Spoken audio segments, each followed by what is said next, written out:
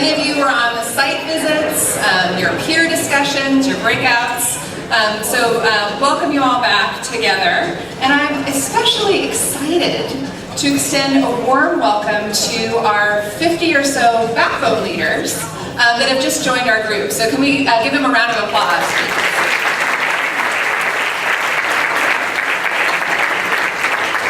Really exciting. I was reflecting on Ty Boye Robinson's metaphor yesterday of collective impact as a potluck. And I have to say that we just had a whole bunch of really new and delicious dishes join us at this table.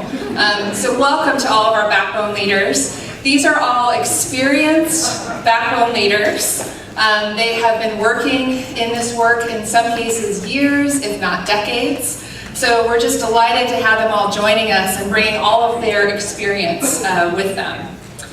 Just to catch our backbone friends up on what we've been up to over the last day or so, we had a great set of plenary discussions yesterday afternoon and evening, really talking about the lessons that we're learning in this work in collective impact, both nationally as well as what it looks like here in New Orleans. We also had just a great discussion this morning about system leadership, and talking about what that means in terms of personal transformation, as well as how we really get to the collective leadership in this work. And then we had a really quite amazing set of breakouts this afternoon. Hope you guys were able to enjoy these across a whole range of topics, literally from grassroots to collective impact goes global. So just a really great set of discussions there. Our learning wall in the back here continues to grow, so we really encourage you to put your insights, your questions up on that wall so we can continue the learning exchange here. So I'm really excited to have our backbone leaders here with us for the rest of our time together for this conference. And as we've been discussing, at the core of collective impact is relationships and trust, right? You really need those to make this work. And our next session is going to focus on a very important relationship in collective impact. And that is the relationship between the backbone leader and the funder. And so we have two funder backbone pairs here that will be talking about their own experiences and what that relationship looks like. And I'm also delighted to introduce Doug Wood, who will be our facilitator for this session. So Doug is a program officer at the Ford Foundation's Higher Education for Social Justice initiative. His grant making is focused on helping students transition from high school to college, and also around college completion rates for underserved students. For those of you that know Doug, you know that he is a tireless champion for the needs of students from poor and marginalized communities in the United States and around the world. He began his career as a public school teacher, love that, and bus driver in high school, right, Doug? And was also the executive director and CEO of the Tennessee State Board of Education, as well as holding very senior roles in higher ed as well. Doug himself, I should say, is also a real expert on this topic of backbone funder relationships. As a funder, he's engaged with many collective impact efforts across the country. So delighted to have Doug here to kick us off with our panelists. Thank you so much.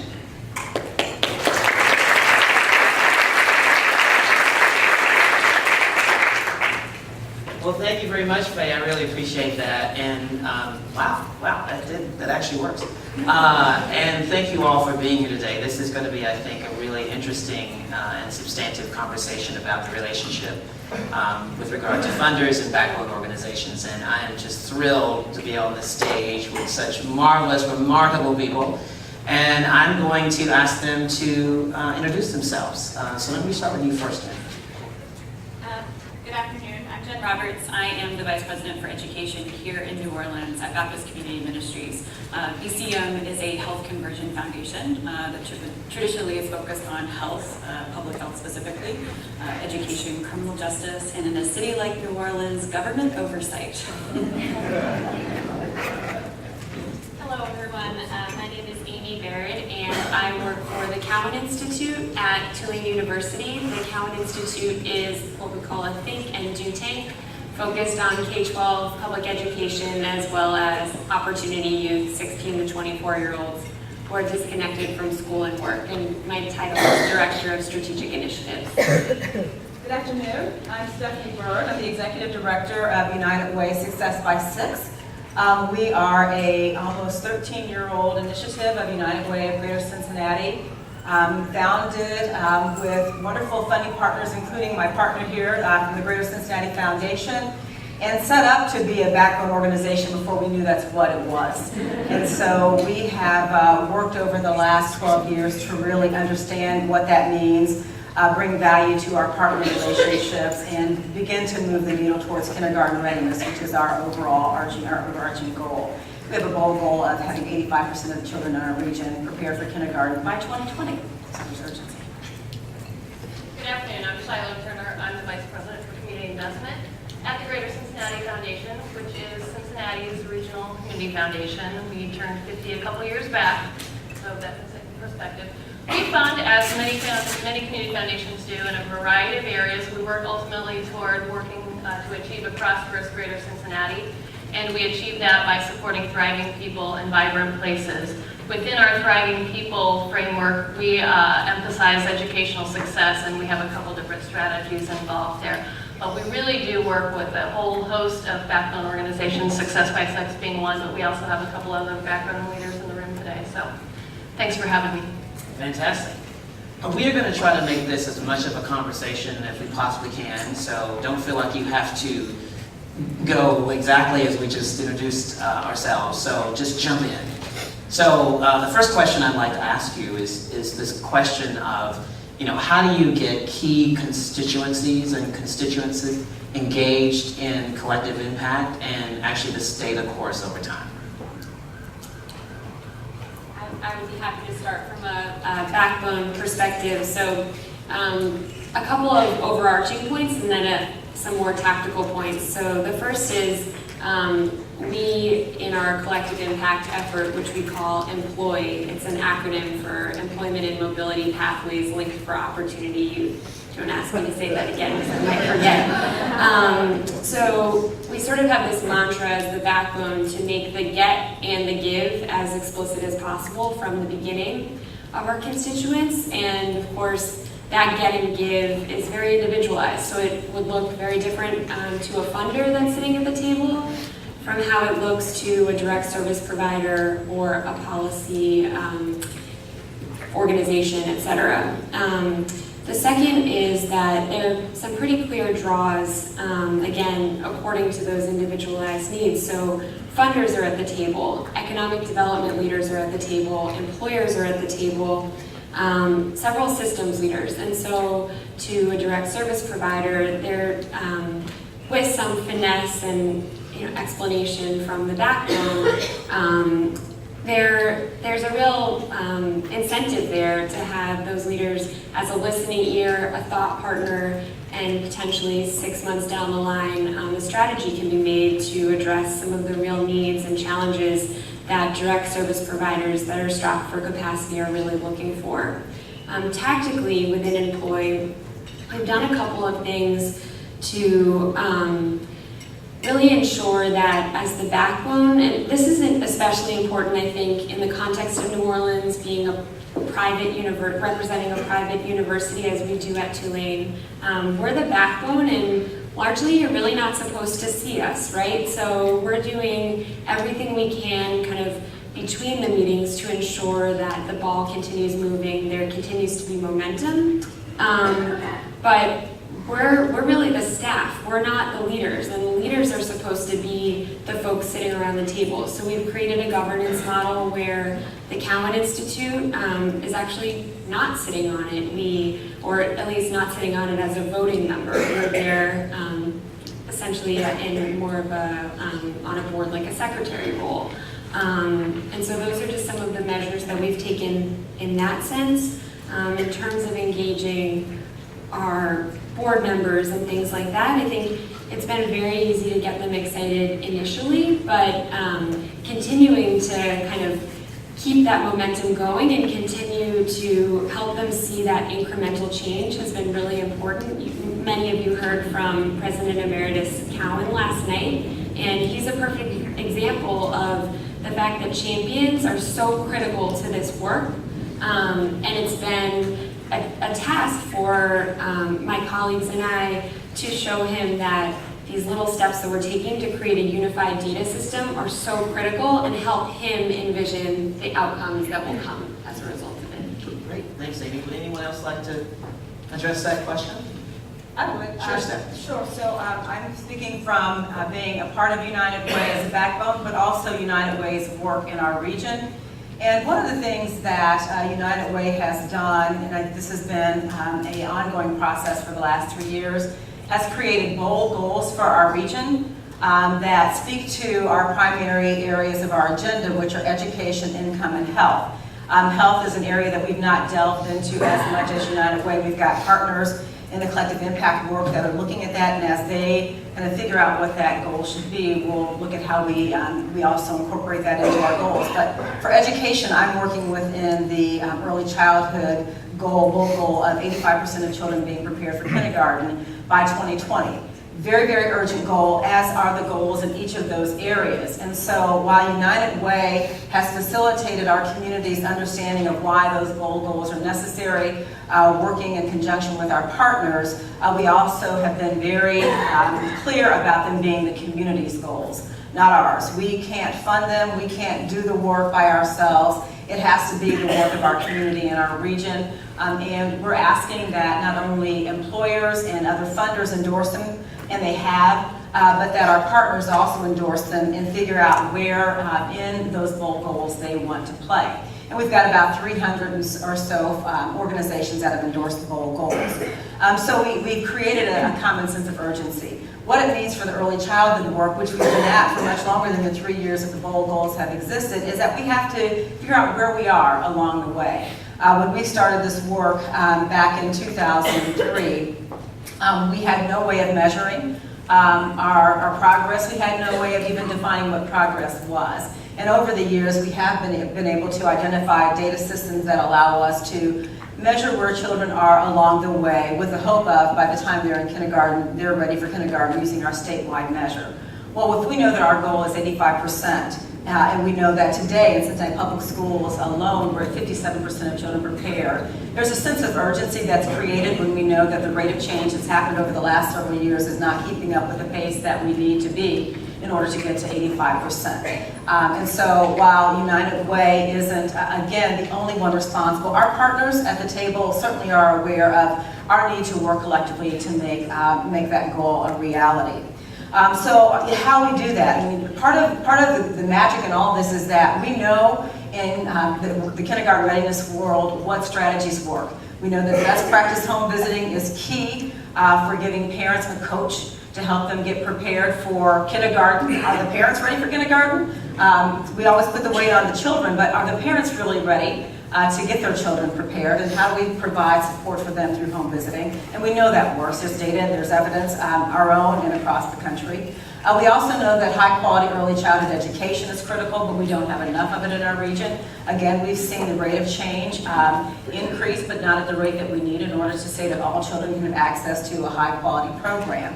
And so we set the agenda in terms of these are the things that we need to accomplish, but we let the partners do the work. I can't be a home visitor. I can't be an early childhood provider. I think giving them the support that they need in terms of funding obviously is critical, but also encouraging the collaboration among the programs to get the work done, both within the early childhood and home visiting arena, but also working across those sectors to identify new ways of blending those two. I think that the other part of what we have to really focus on is how we allow our partners to innovate. I mentioned cross-sector work. United Way has been very good, and other funders, GCF included, in our community, in allowing our partners to be innovative in the work that they're doing. So we know it's working, we know that we've had success in doing that, but there's a huge gap between where we are today and where we need to go. So creating kind of a judgment-free zone that allows our providers to try new things has allowed us to surface some ways of having them work together that would have otherwise not happened. And an example of that, I don't know if you read my bio, but we had a very successful campaign raising $10 million for early childhood strategies in our community. And while we wanted to fund those things that we know work, we also let 10% of those funds be used for innovation, and came up with some really wonderful cross-sector strategies that programs were able to do in order to help us meet the goal. So innovation is key in that. Well, I want to follow up on that, Stephanie. I rarely quote my dissertation because I didn't want to see it for 10 years after I finished it. But anyway, so one of the lines in my dissertation is cognitive schemas are shaped by the culture to which one comes to self as a member. So it really, the culture that you're in. Oh, okay. Really? Okay. Cognitive schemas are shaped by the culture to which one comes to self as a member. So the culture that you're in, that you're used to, signs, symbols, acts, values, all of that, you tend to, get comfortable in that particular culture. So my question is, how do you begin, and it's a cognitive thing, so how do you begin to shift the mindset around collective impact and all the things you were talking about, Stephanie, in terms of innovation, with regard to, from the perspective of funders and staff and boards, and individuals who are in backbone organizations? Shiloh, Jen, would you like to? Sure. I think a little bit of that just from the Cincinnati perspective. And we have a number of collective impact initiatives in our community, as I mentioned, but really, Success by 6 was a direct outgrowth of civil unrest that Cincinnati experienced in 2001. So in that particular instance, our community really had no other choice. We had to get our act together or things were going downhill quickly, and it was just unacceptable. So I think that's where the funding community really modeled what needed to happen next and really came together, identifying root causes, equal education opportunity being a significant root cause of that, and began seeking out models that did work across the country, bringing ultimately one of those models to Cincinnati. But most importantly, I think, is that the funding community that initiated Success by 6 is still at the table 13 later, because we know our work is not done. The sense of urgency has in many regards improved, as you've heard Stephanie discuss. We've had incremental improvement, but we still have a long ways to go, and in other aspects of our community, certainly when you disaggregate the data, the disparities in some instances have actually grown instead of closed, which is awful, but it also keeps us really motivated and around the table to continue the work. And I'll say one final thing, which is that I think our community is the right size, and we have established over the course of more than a decade the right culture that we truly, sincerely believe that we can make a difference. And so we continue to stay at the table because we know that we're all dedicated to that and can make a difference and are making a difference. Jen, would you like to follow up on that? So I think there's some exigencies here in the landscape related to being in New Orleans, almost hitting the 10-year anniversary of the storm. I think you have to take a step back and kind of think about where we were 10 years ago in the post-storm days, and then where we were, 300 or 10 years in one day before the storm. I think that we've always had an element or a history of collaboration in this community. This is a community that is very much built on relationships and who you know and where you went to school, and we don't need college. And so having those types of relationships has defined who we are. So what then happens when you have a natural and then man-made disaster hit your community, where you are then faced with population loss? Those relationships are disrupted. Your school system is disrupted. Your housing is disrupted. Your employment is disrupted. And I think that there were some exigencies here. It was, in many ways, catalyzed by a significant event. But I think that some of the lessons are still applicable, regardless of where you are. And that there was a very big, serious event. In some communities, this might mean a mayoral transition. In some communities, it might mean a new university president. In some cases, it might mean a new superintendent of schools. In other places, it might be a group of community members and or organizations stepping up and saying, this isn't going to work anymore, and we're bonding together to change something. when I think about what has it really meant for people to want to buy in, for us, there was a vision. I would not say it was a shared vision at that moment at all. It was a vision that we as a community could do better or wanted to do better, and that we wanted to see as many people, at least those of us on the social justice side, return. And when they returned, we wanted them to have good jobs, places to send their schools, and housing that was stable. So now where we are, 10 years out, is a very different conversation in terms of that iteration. We naturally want all of those things for all of our people, especially young people, I think. But the reality has changed in that there's been a lot of beef that's happened in this community. So you're gonna, if you hopefully have the chance to go on site visits, or while you're here, you might take a bus tour if you're here through the rest of the week, you're gonna hear a lot about how the separation and some of the decisions that were made around our tables were not inclusive, were not equitable, did not have, quote, everyone at the table. Some of this was a function, quite frankly, of disaster and displacement.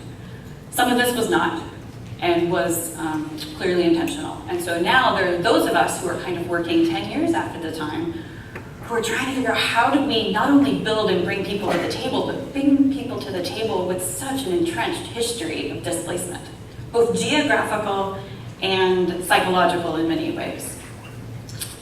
So here we are. And I think that for us as a funder, the biggest lesson I've learned, and I think that this is the one that's applicable, regardless of if you have a huge disaster or not, is I have to be comfortable as a funder leading, following, or getting out of the way. And in addition to that, I have to be comfortable with all three of those things simultaneously and at any moment. Because I think that's the only way you get authentic buy-in, but simultaneously being cognizant to the sense of urgency. And I think that that's the challenge we have with collective impact. Well, Jen, you just brought up a couple of things there that I want to talk a little bit about with you guys, and that is this concept of urgency, and Stephanie brought up urgency also. So how do you balance adherence to the collective impact process from the perspective of a funder and a backbone organizational leader within the context of this sense of urgency?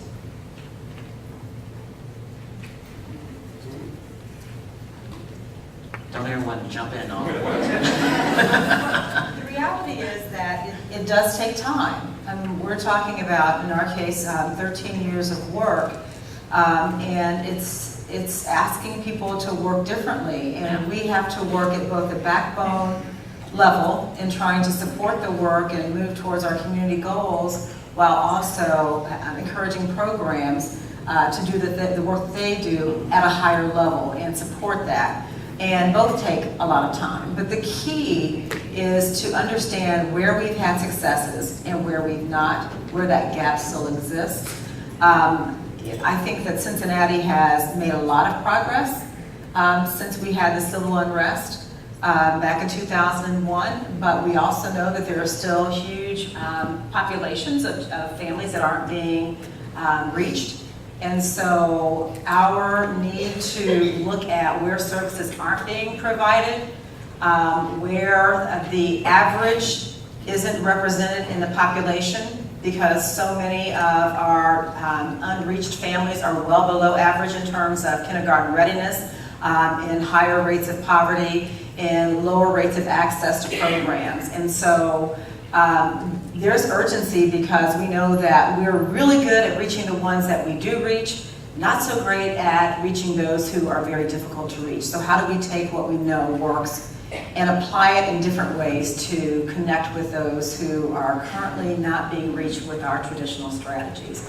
And and using the same concepts that are clearly needed in the backbone frame, but understanding that we have to do that with a population that we haven't necessarily worked with as well, and creating the relationships to allow us to do that. I'll say too, from a funder's perspective, that we, as I mentioned, we're an initial funder of Success by Six and have stayed the course, as have many. But I have to say, and this actually predates my time at the Community Foundation, but those early years, there were all kinds of questions from folks about, they're not a direct service provider, why are you investing in this? I don't get it. And so I think that the foundation and the United Way and others have really gotten better at being champions for this work. It doesn't hurt that now language is around it. And so we can point to, this is what we've been doing, folks, for the last 10 years. It's called collective impact, and it has these tenets. And that's really, I think, helped articulate what we organically and intuitively were doing for years. And I'm sure that's not unique to Cincinnati. But I think it's also important to acknowledge and own the fact that we need to make investments in the civic infrastructure as well as programs that we know work, and we need to have the courage to do that in the long term. And that's not necessarily an easy sell, and I have to say, as bought in and as deeply understood as this work is in Cincinnati, our community still has a short memory. And so we have to be ever vigilant as funders as to the rationale for why this is so important. Sure, go ahead. So one tangible effort that we're working on right now within the employee network is we're creating this unified data system that I alluded to previously. And we're using efforts to outcomes, which some of you may know is what the Harlem Children's Zone and Choice Neighborhoods initiatives use.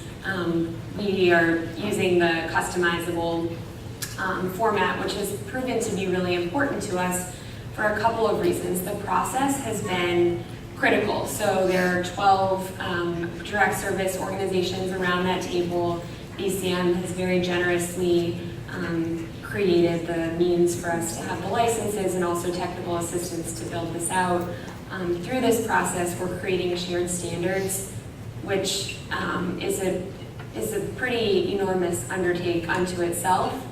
And very importantly, from the very beginning, Jen and her colleague Lucia at BCM have treated this as not an assessment tool, but a shared data system and something that can really allow us to map pathways for young people and to shine a spotlight on gaps. And I think that has allowed us to, data can be off-putting to people, and I fully understand that, and I'm not at all saying, oh, well, the silver bullet is data.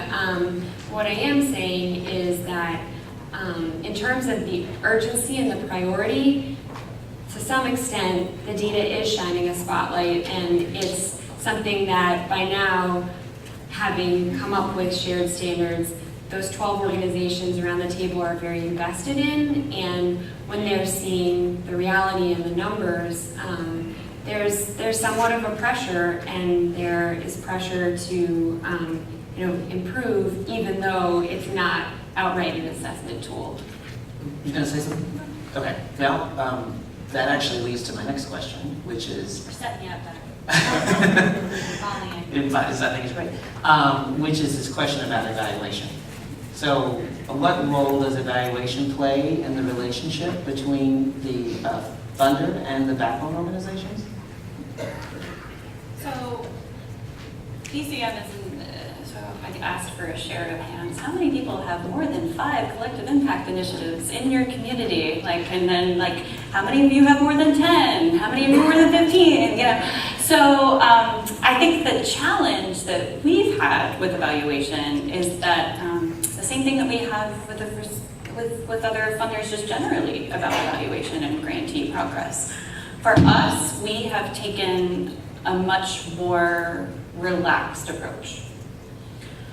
I think I've been funding you guys now for several years. I don't ask for performance data right now. We share performance data. We talk about performance data all the time, but we don't request it on an annual basis or a biannual basis because it's much more about the process than it is about the product right now. And we're comfortable with that. I think that for us, the build out around the efforts to outcome system is pretty transformative because it is our goal that eventually that would be a mechanism for us to communicate what progress really looks like. This is not everybody should go out and buy ETL, but for us, it's an important step because first and foremost, the providers around the table are buying in.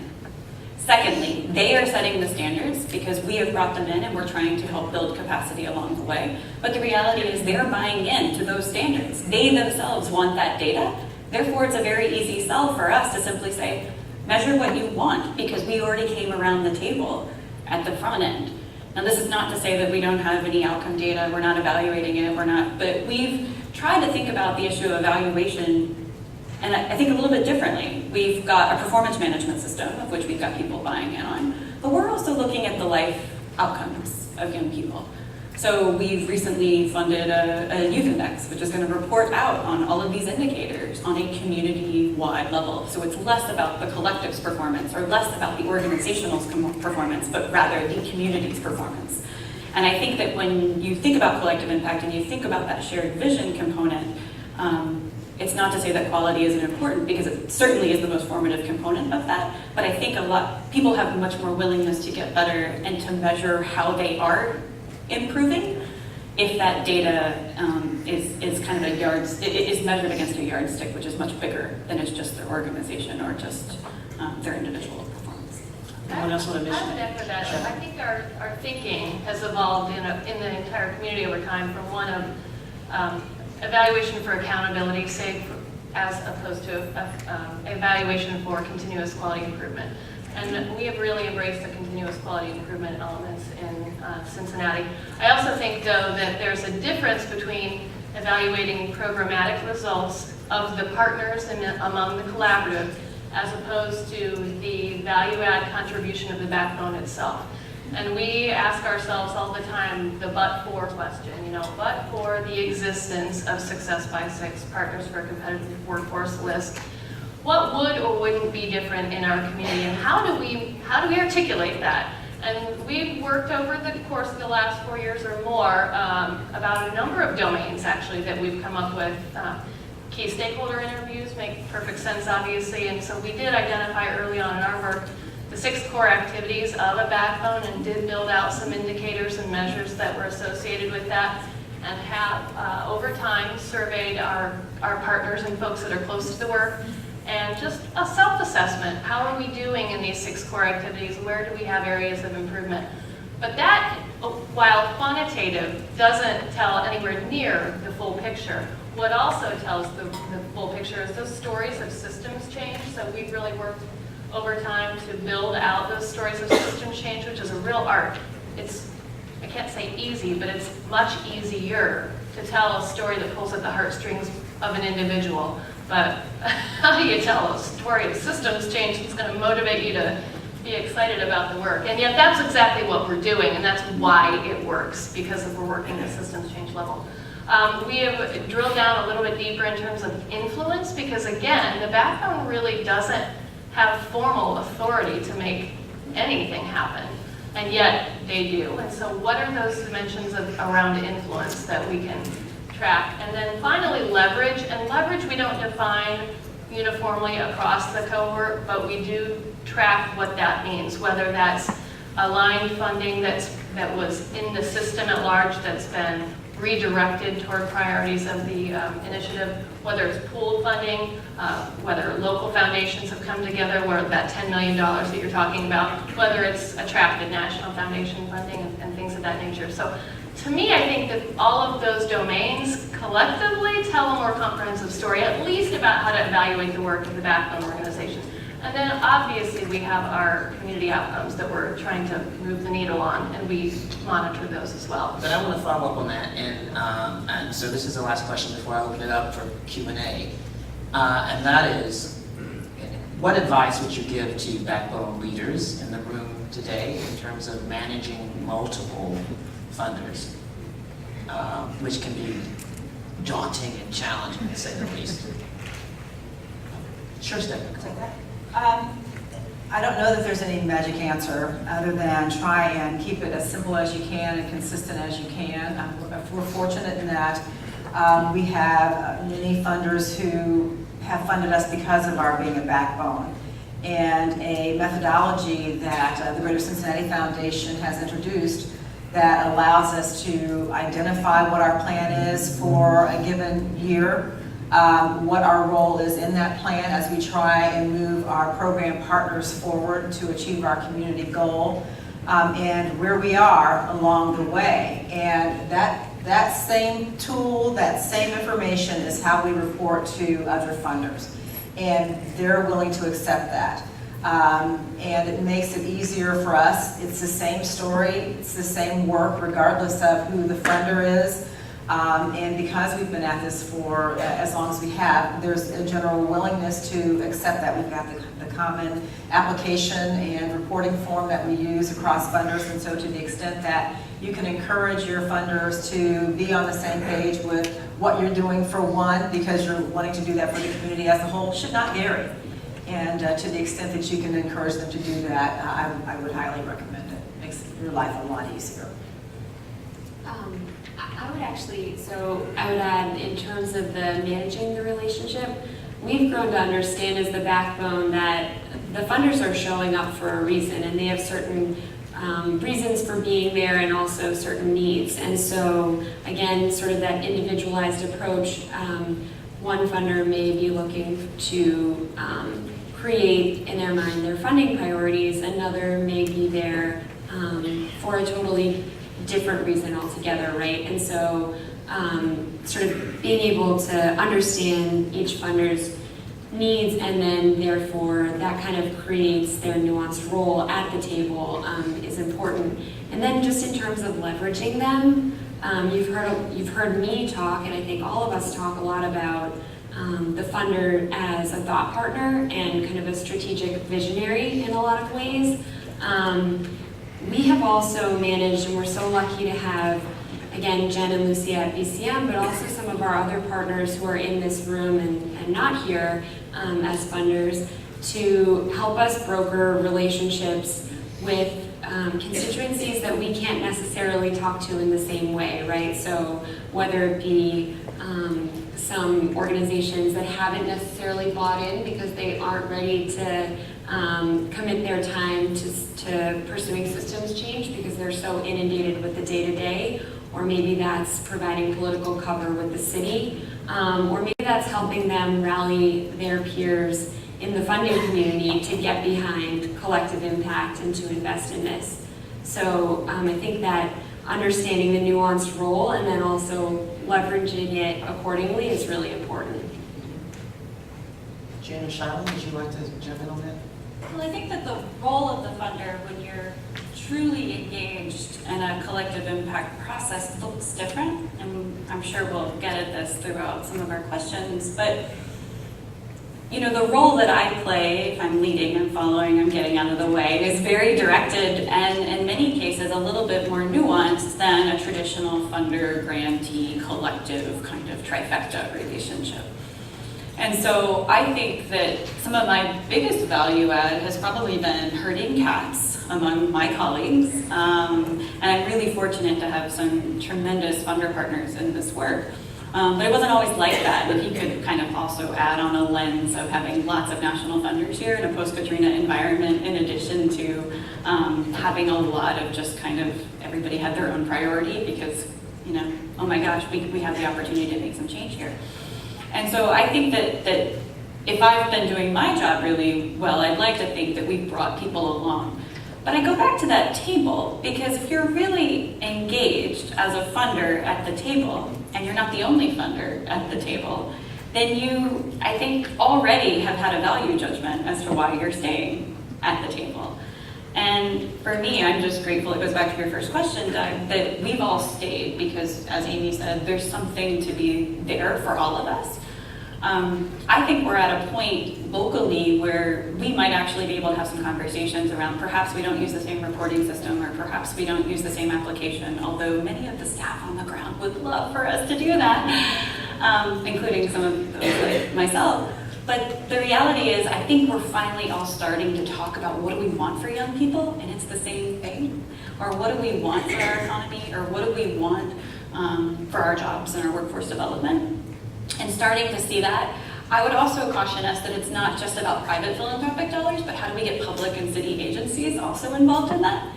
And that's actually been, I think, one of the kind of nice points about working with our local funding community is, in a lot of ways, we're all kind of on the same page, and we're like, okay, how do we get such a charismatic, you know, innovative mayor to also buy in on us, because that's the cat we're trying to herd, you know? And we're really lucky to have those relationships going forward. I want to open it up, and I'm going to, this is the former middle school teacher coming up. So I'm going to scan the room like this, so I'm not going to be looking at just one side of the room. So we have some time for Q&A. Do we have a mic for people who have a question? Oh, yes. So we have a first question right here. Could you stand up and also say your name and your affiliation? Hi, my name is Ellen Kaler. I'm with the Vermont Sustainable Jobs Fund, and we have a collective impact initiative in Vermont around building the food system in Vermont.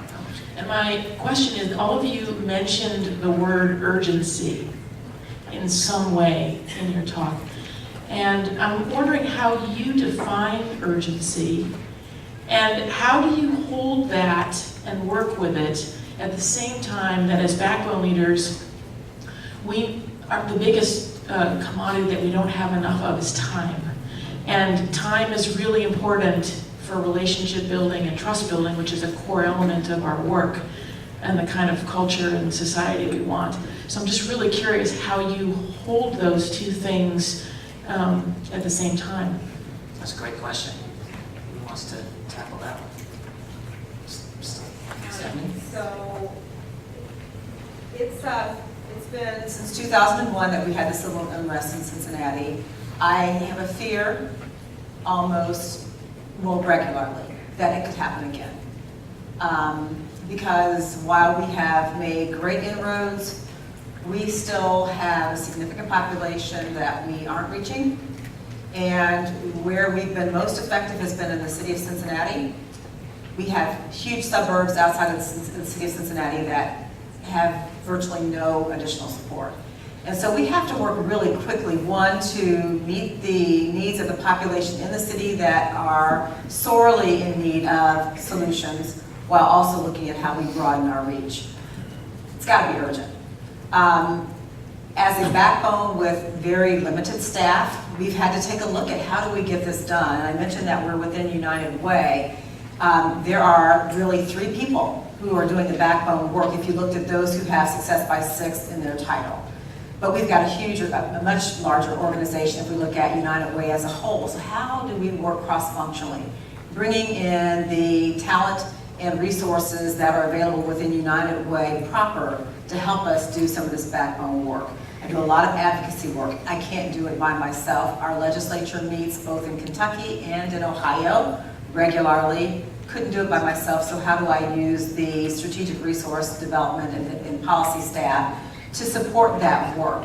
How do we bring in the grant writer and the assistance of our data team in helping us retool our data system? So thinking differently about who is doing the collective impact backbone work, because we can't do it alone, but we have to. We've got to work faster because, right around the corner, I fear, is another crisis just waiting to happen if we don't get there. I'd like to build on that. Sure. I think even going beyond, and Stephanie's right, most, but not all of our collective impact initiatives actually have what I call a parent organization. So in her case, it's the United Way, and other backbone organizations, it's a different parent. But what we do have and what GCF, I think, has brought to the table that's as valuable, if not more valuable, than the actual core change capital that we provide to them is convening a community of practice on a regular basis that brings together our various initiatives across the sectors. And I think that's had exponential value add in so many ways. And one way, most recently, just last month actually, we hosted a data walk, which basically told each backbone, the charge was each backbone organization pick 1, 2, 3 of the most urgent, pressing data needs of your specific initiative.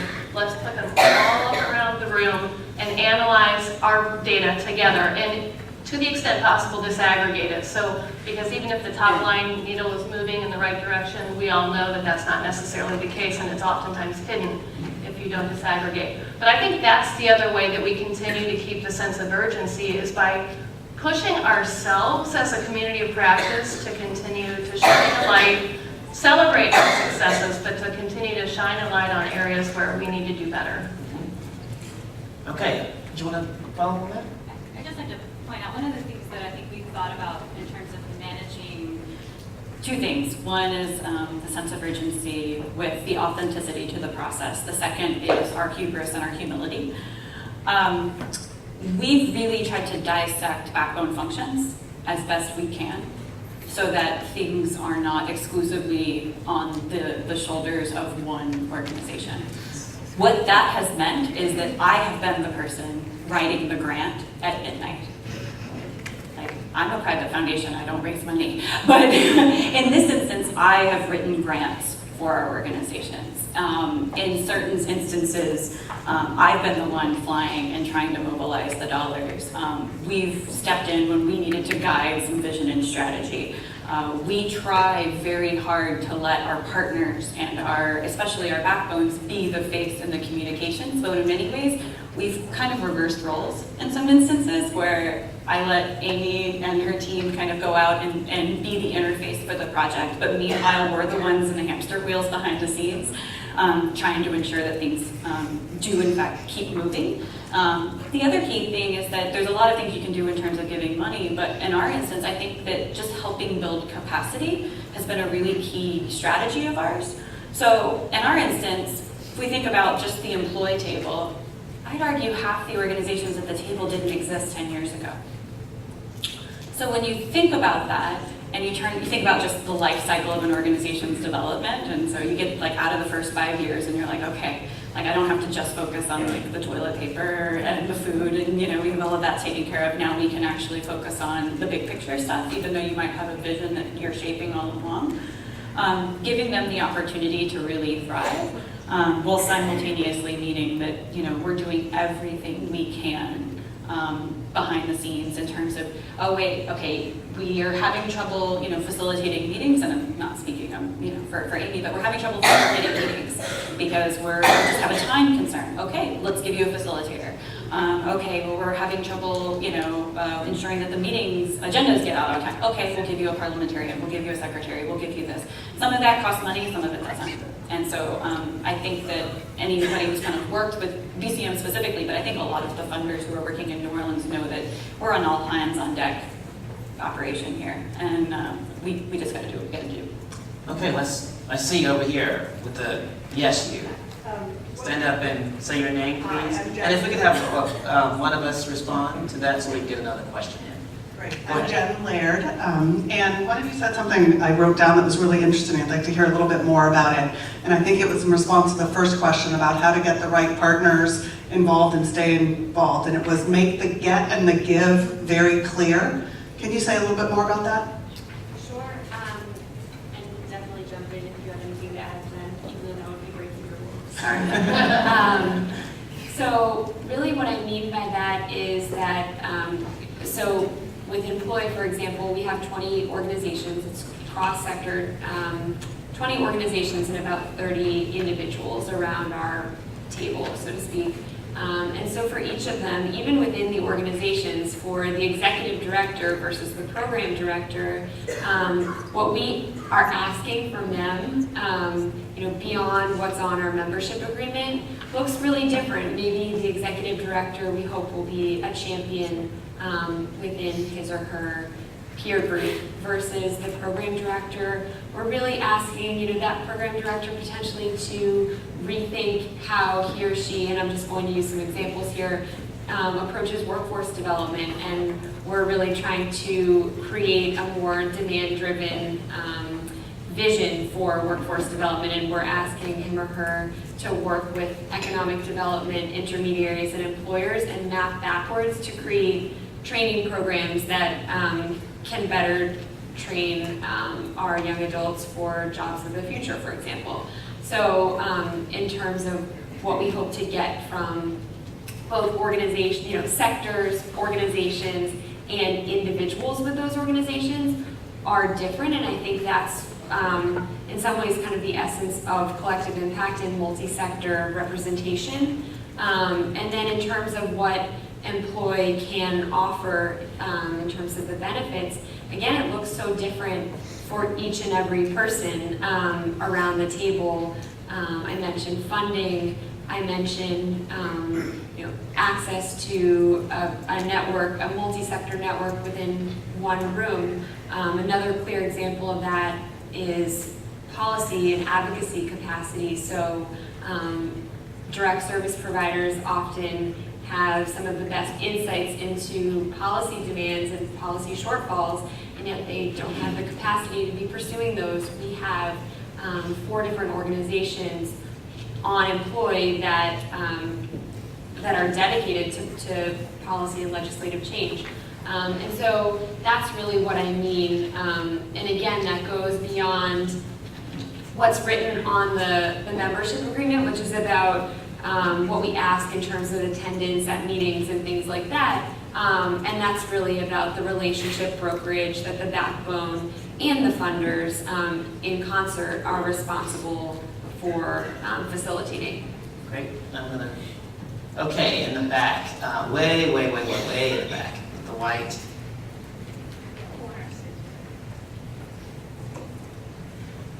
I am Judy Rand from the Santa Fe Community Foundation, and we have a precarious role of being the anchor funder, but also incubating a backbone role in our community Bridge to Career work.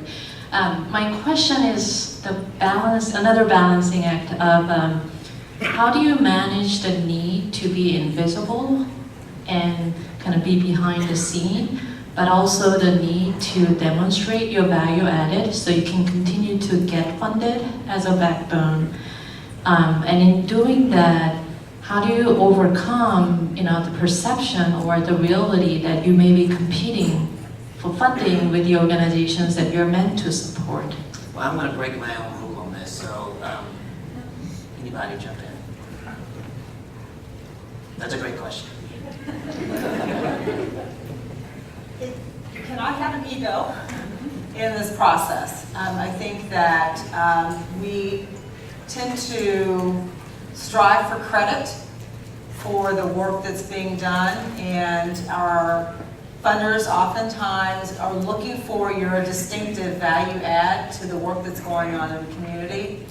And as a backbone, it's not always your role to be out front in the work that's being done. In fact, it's rarely your role to be out front.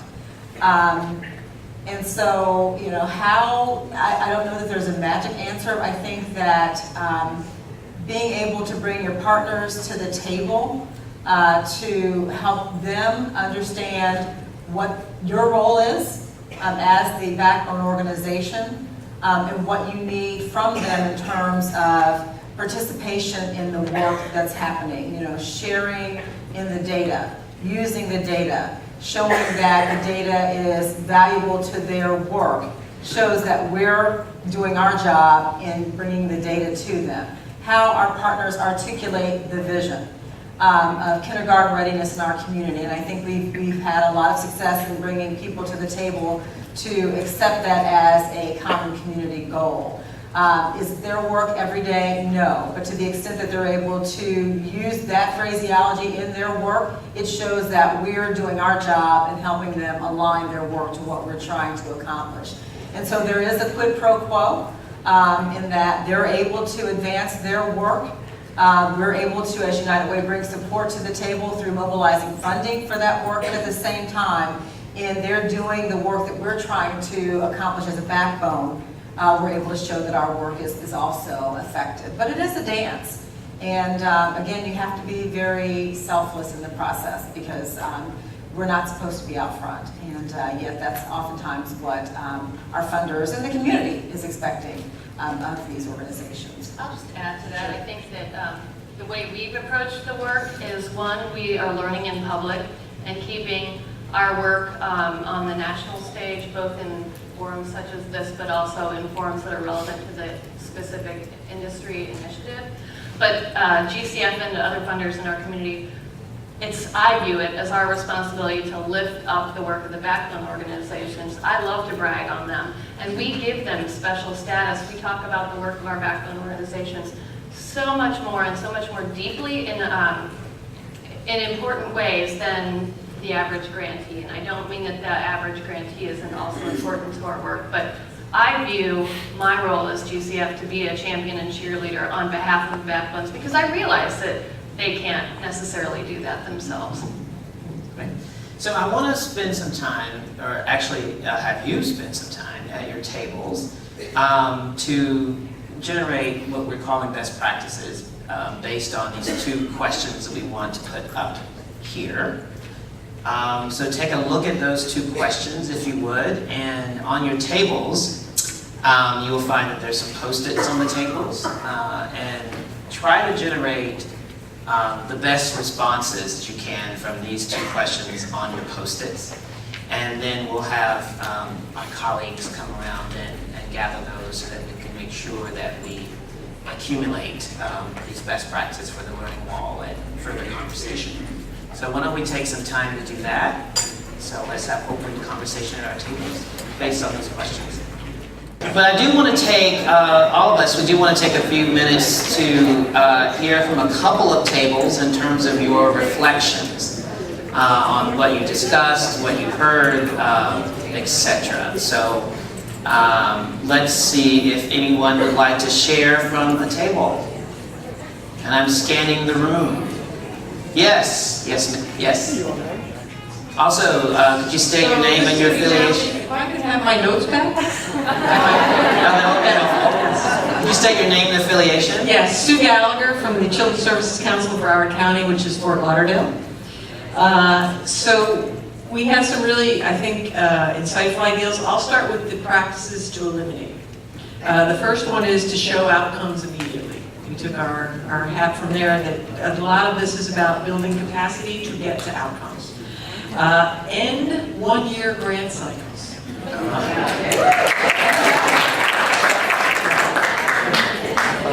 Also, the funder or organization should not identify or determine the backbone organization without some community input, right? So that there's some ownership about who that community backbone leader might be. And so sort of taking that directive role might eliminate things. And then I think a couple of things I'll highlight about continued practices. One is that there's a role for the backbone leaders to advise funders on how to support the work. Right, so kind of moving the arrow back to how backbone leaders can inform funders and communities about opportunities to support that infrastructure. I thought that was a really important insight. We also appreciated funders leading, following, and getting out of the way, and knowing when to do those kinds of things. So I think those are a couple of the highlights from this table. Great job, team. Round of applause.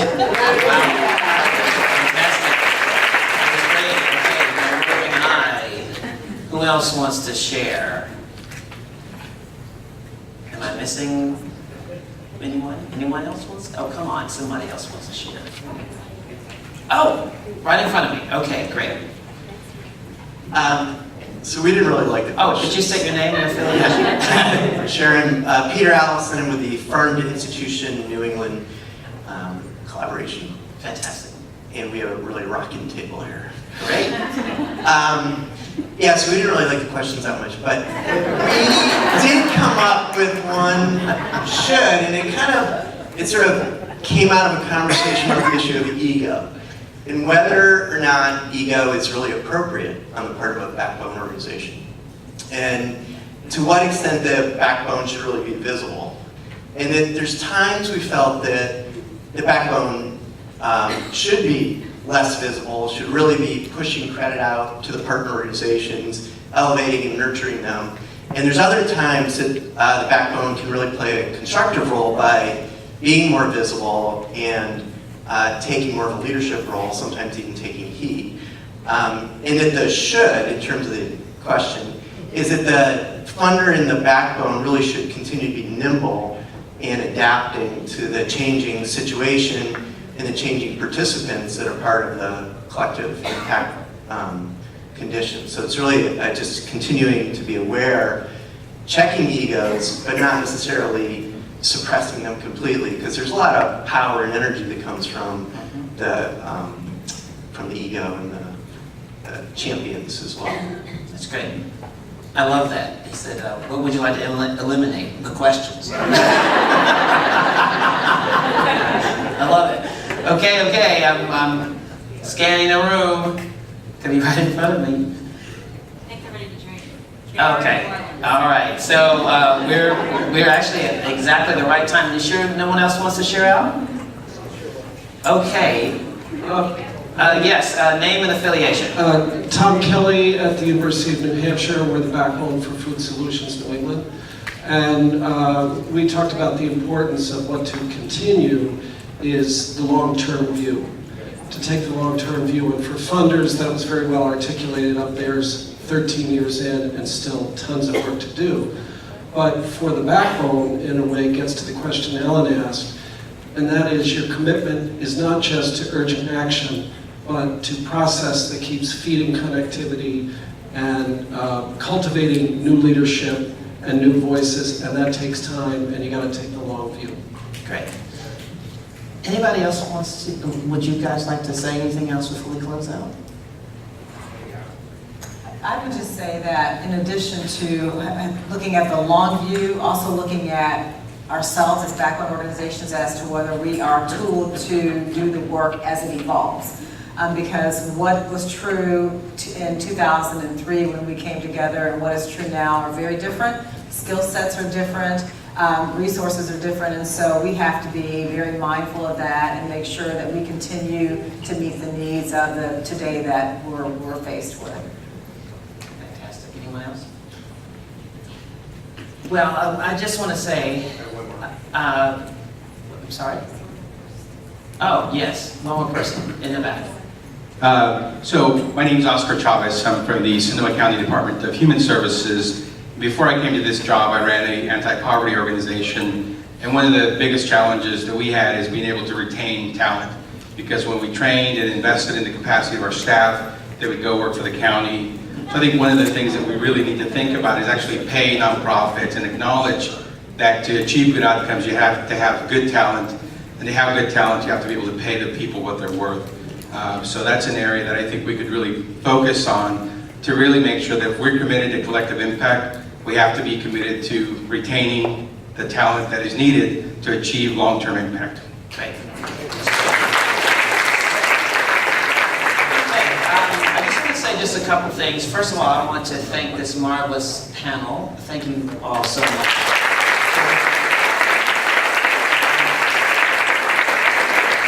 And thank you all for your participation, but I just want to also say that as a funder, I heard a couple of wonderful things, and that was that we have to be very cognizant that this is a partnership. We need to listen to communities and backbone organizations, and I always love to say this, we're not interested in being, philanthropic colonialists.